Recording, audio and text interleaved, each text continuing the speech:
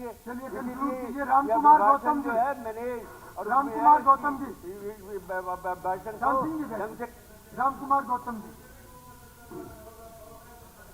चलिए। अध्यक्ष महोदय, आपका बहुत बहुत धन्यवाद। आपने मुझे बोलने का समय दिया और मुझे ऐसी उम्मीद है जैसा कि पहले कई लोग बोल के उतना टाइम मुझे आप जरूर देंगे। अध्यक्ष महोदय, मैंने जो पार्टी ज्वाइन की बीजेपी जिन में ज्वाइन की थी, उसी दिन मैंने घोषणा की थी कि 50 सीट मिनिमम बीजेपी की आएंगी और नायब सैनी मुख्यमंत्री बनेगा और यह भी कहा था 200% बनेगा। बात कुछ भी नहीं थी, बात तो सिंपल इतनी ही थी। मैंने यही बताना था कि एक तरफ मुकाबला बीजेपी का है और एक तरफ मुकाबला हुड्डा पार्टी का है, not Congress party, Hooda party. क्योंकि हमने इतना ही बताया था, एक जो कुमारी शैलजा थी जिसके पिताजी भी बहुत बड़े नेता थे, उसको खुद को टिकट नहीं दिया गया। वो जो टिकट गौतम जी गवर्नर आई थी उसको भी गवर्नर एड्रेस पे रही है। ये हमने बताया था उस समय, गवर्नर एड्रेस उस पे समय मैंने बताया था गवर्नर एड्रेस पे रही है। कंपेयर करना था सिर्फ के मुकाबला था हरियाणा में किसी और पार्टी का नहीं था, मुकाबला था बीजेपी का और हुड्डा साहब का। आप गवर्नर एड्रेस पे रही है और हुड्डा साहब का। ठीक है। हुड्डा साहब पार्टी आपकी है और का दखल ही भी कुछ भी क्या गलत कह दिया मैंने। पार्टी एक बार हुड्डा साहब का नाम लिए वो कुछ कहेंगे। अध्यक्ष महोदय, पंडित जी जो है रामकांत जी बड़े अच्छा आदमी, मेरे पुराने मित्र हैं, इनको बोल रहे जो कहते हैं फिर बोल के माफी भी जल्दी मांग लेते हैं। मैं कहता तो मैंने बड़ी गलती करी जो उसके खिलाफ बोले आपने बोल रहे हो फिर के बीच में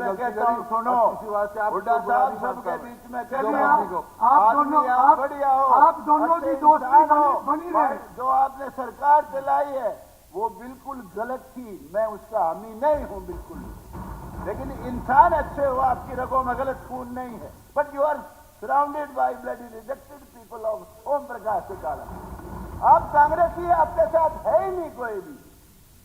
अध्यक्ष महोदय, ये सारे लोग सलाहकार हैं, मैं ये कहता हूँ अरे आप तो अलग हो यार, छोड़ो। अध्यक्ष महोदय, माननीय सदस्यगण, मैं सदन की जानकारी के लिए बताना चाहता हूं कि ऋषिकुल विद्यापीठ सोनीपत के विद्यार्थी तथा स्टाफ आज सदन की कार्रवाई देखने के लिए दर्शक दीर्घा में उपस्थित थे, अभी हैं। मैं अपनी तथा सदन की तरफ से इनका बहुत बहुत स्वागत करता हूं। माननीय सदस्यगण, आज सदन में श्रीमती किरण चौधरी सदस्य राज्यसभा अध्यक्ष दीर्घा में उपस्थित हैं। यह सदन उनका भी स्वागत करता है। जी रामकुमार गौतम। अध्यक्ष महोदय, क्योंकि मुकाबला सिर्फ हुड्डा साहब का, नायब सैनी का, बीजेपी का और हुड्डा साहब की पार्टी का था, इसलिए हमने कंपेयर यही समय करना था बस। 10 साल का हुड्डा साहब का कार्यकाल और 10 साल का बीजेपी का, मनोहर लाल खट्टर जी का और नायब सैनी का कार्यकाल। इतनी सी बात थी, वो मुझे पता था कि भाई हम हर गांव में जा जाके पूछते थे, भाई तेरे गांव में कितने छोरे लगे 10 साल में हुड्डा साहब के राज में? एक भी नहीं। भाई खट्टर साहब वाले में कितने लगे? 70, 60, 65, 55, 15। भाई हुड्डा साहब के टाइम में तेरे गांव में कितने लगे? काम कितने हुए तेरे डेवलपमेंट के? एक भी नहीं। भाई खट्टर साहब के राज में और नायब सैनी के राज में कितने काम हुए कि जी इतने लाख के, इतने करोड़ के? यही चीज हमने बतानी थी। और दूसरी बात ये कि हुड्डा साहब को और कांग्रेस पार्टी को ये दुख नहीं होना चाहिए जो ये ईवीएम की बात करते हैं कि ईवीएम ने धोखा दे दिया। हुड्डा साहब, ईवीएम का बहाना ना बनाओ। ईवीएम का जब आप राज में आ जाते तो फिर ईवीएम सही थी। ये तो आपकी सीट जो 37 है, ये ईमानदारी से कहता हूं, सारे एग्जिट पोल और सट्टा बाजार उनकी वजह से 37 आई है, नहीं 37 नहीं आती, मैं दावे से कहता हूं। देखिए 10 साल पहले का हरियाणा, कोई आदमी सोच नहीं सकता था बिना सिफारिश नौकरी मिलेगी, कोई आदमी सोच नहीं सकता था बिना किसी की सिफारिश के कोई भी काम होगा। हर काम के लिए सिफारिश की जरूरत थी। डेवलपमेंट का भी पैमाना था। रोहतक के इर्द गिर्द जहां कहीं जींद जिला शुरू हुआ सड़क बंद, भिवानी जिला एक दिन किरण चौधरी बैठी है, वो कह रही थी कि हमारा राज होगा। जब मैंने उस वक्त कहा था किरण हमारा राज कदा होगा, हुड्डा साहब बनेगा मुख्यमंत्री तो अगर सारी सरकार आ गई तो। और मैं कहा याद कर ले, रोहतक से सड़क चली थी खेड़ी मोड़ पे, थम भी जाके थारा कैसे राज होगा। तो हर मामले का हमने यही बताया। देखिए ऐसे ऐसे अनेक बच्चे, मुझे दुख इस बात का है बहुत लोगों ने वोट और आधार पे दिया, जातीय आधार पे दिया। सबसे ज्यादा बच्चे हमारे जाट समाज के लगे इस सरकार में, मैं दावे से कहता हूं। और बड़ी बड़ी पोस्टों पे, बड़ी बड़ी सारी पोस्टों पे मेजोरिटी बच्चे जाटों के लगे। इसलिए नहीं कि उनकी सिफारिश थी, काबिल बच्चे थे, मेहनत कर रखी थी, मेरिट में आते थे। और जो हमारे चमार भाई, अब वो ये बुकल बहुत बोल रही थी, गीता बुकल, मैं इससे प्यार करता हूं, नफरत नहीं करता, अच्छी लड़की है, काबिल भी है, ये भी मानता हूं। 80% बच्चे चमारों के लगे खट्टर साहब के राज में। और ये जो ए भी बनवाई है आप लोगों ने ही बनवाई है। अरे इतनी घृणा क्यों करते हो बीजेपी से? नरेंद्र मोदी और बीजेपी से पहले हिंदुस्तान का बेड़ा गर्क था। हमारे देश के बहुत पावरफुल प्राइम मिनिस्टर, बहुत ही काबिल prime minister doctor Manmohan Singh, वो अमेरिका में गए थे। और अमेरिका में गए थे तो उनकी बड़ी भारी बेइज्जती की एयरपोर्ट पे। यहां तक कहते हैं, पता नहीं, कहते इंसल्ट इतनी की कि पगड़ी तक उतरवा ली। ये बहुत शर्म की बात थी, उनकी नहीं पगड़ी उतरवाई, वो पगड़ी देश की उतरवाई थी। इस देश का सम्मान नहीं था उस समय। नरेंद्र मोदी का मुकाबला क्या करोगे? अब क्या कहता है राजीव गांधी, जाति जनगणना कराऊंगा, जाति जनगणना कराऊंगा। एक ने पूछा, और राहुल गांधी, सॉरी राहुल गांधी, अरे तू जाति जनगणना कराओगा? एक वो अनुराग ठाकुर है, उसने वही पूछ लिया, बोला भाई तेरी जात तो बता दे के। देखिए जातिगत जनगणना कराना, शांति कर, बैठ जा बेटा, बैठ जा, बैठ जा, बैठ जा। सुनो सुनो, नरेंद्र मोदी का मुकाबला, नरेंद्र मोदी का मुकाबला कोई नहीं कर सकता, बीजेपी का मुकाबला कोई नहीं कर सकता। बीजेपी ने नरेंद्र मोदी में दुनिया में इस देश का सम्मान बढ़ाया है। जो देश आपस में भी दुश्मन है, यूक्रेन है, रशिया है, उन्होंने भी वही सम्मान दिया जो यूक्रेन ने दिया, वही रशिया ने दिया, अमेरिका ने भी वही दिया जो रशिया ने दिया।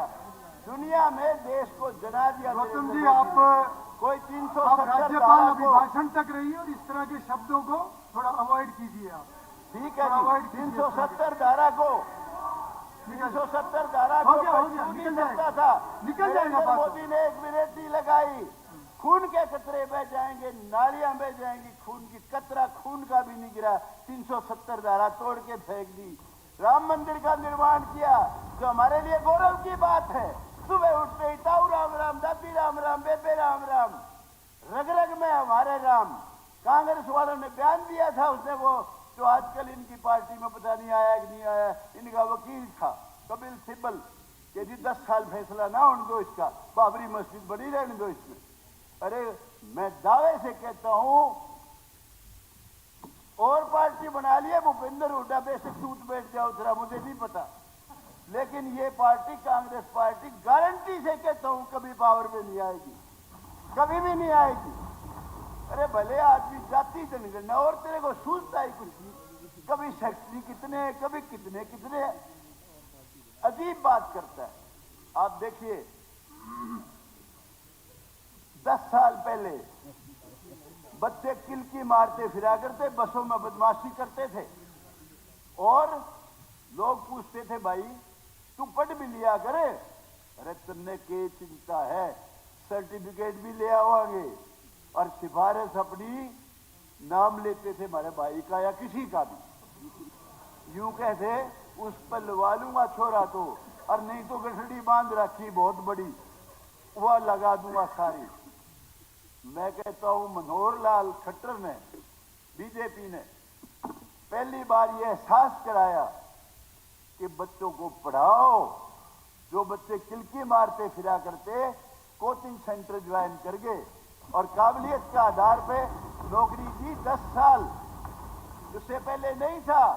एक नया जमाना शुरू किया, अनेक काम ऐसे किए। ठीक है, उनके खिलाफ एक एंटी इनकम्बेंसी बन गई थी जो टेक्निकल काम कर दिए सारे, और कुछ टेक्निकल काम को तो नायब सैनी जी आपने भी सुधारना पड़ेगा भाई।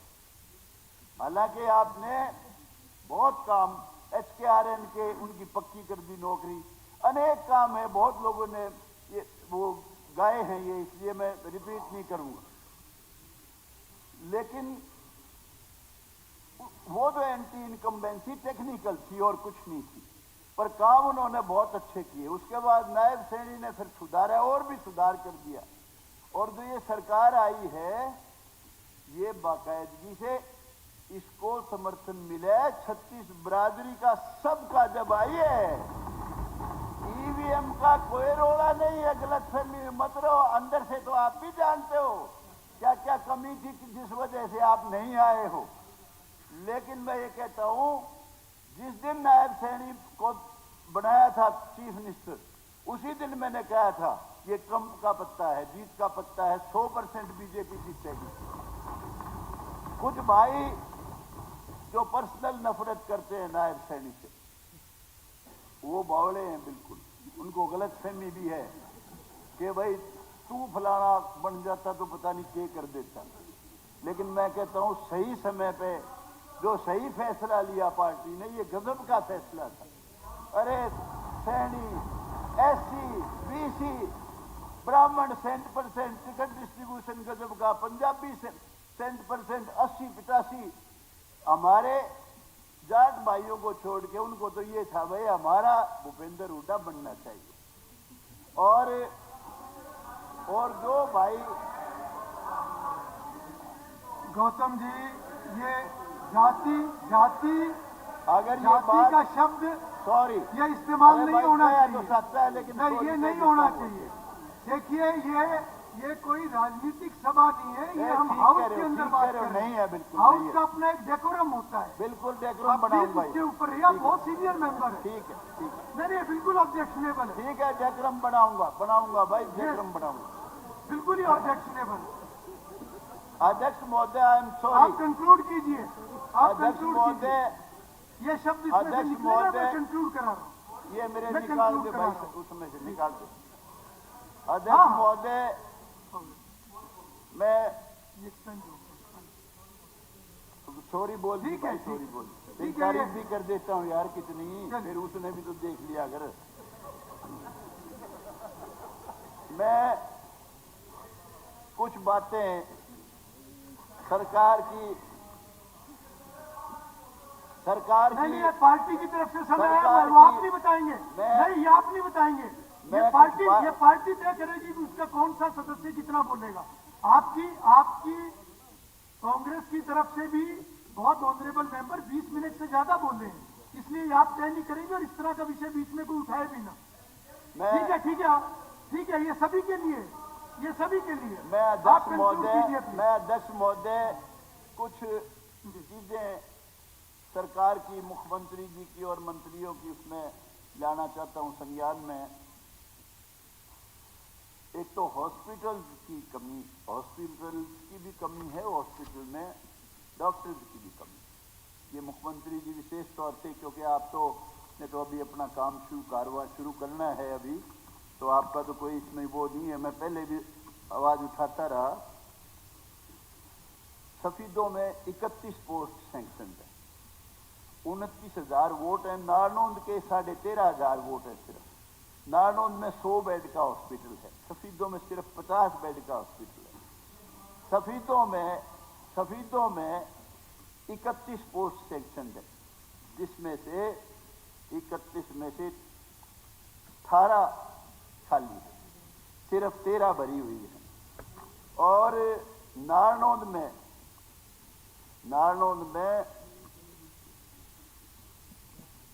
73 पोस्ट हैं सैंक्शन, सिर्फ 53 खाली है, 20 भरी हुई।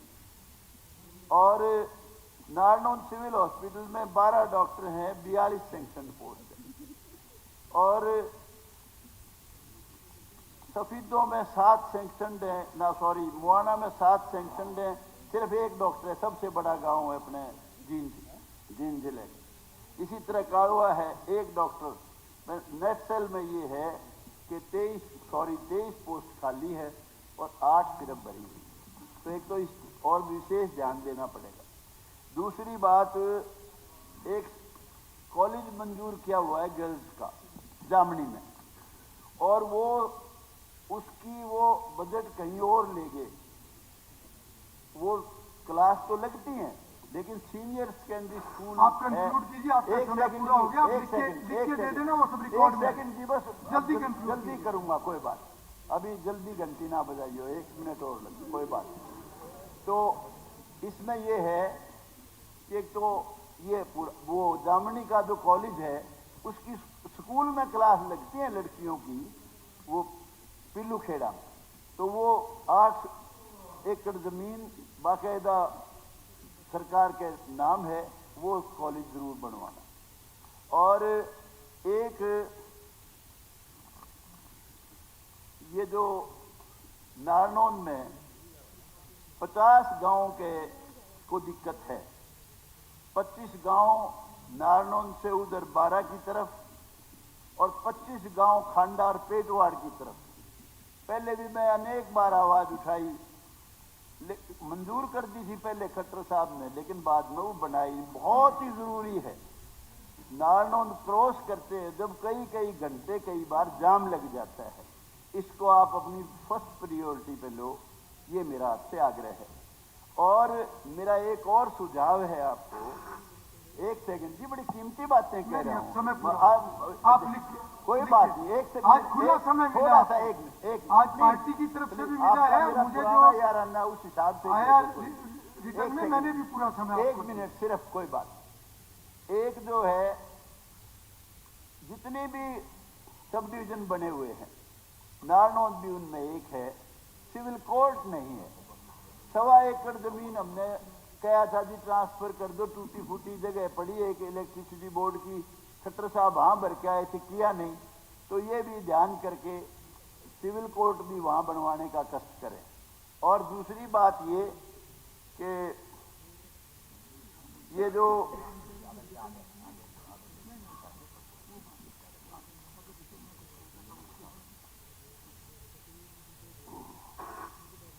एक सेकंड खत्म करता हूँ, 1 सेकंड खत्म करता हूँ, बस आप खत्म कर दिया, 1 सेकंड बस खत्म कर दिया। खेड़ा खेमावती में दोनों तरफ तालाब है, बड़ा खतरनाक, समय बहुत जाएगा, इतना ही रिकॉर्ड में आएगा, इतना ही बस 1 सेकंड। वो दोनों के दोनों जो है तरफ कई लोग भी मर लिए, वहाँ पानी बहुत खतरनाक पानी है, खेड़ा खेमावती के दोनों सड़क के तरफ, उसकी तरफ विशेष ध्यान दिया जाए। और सड़कें काफी हैं, कोई आप लिख के दे दीजिए, सारा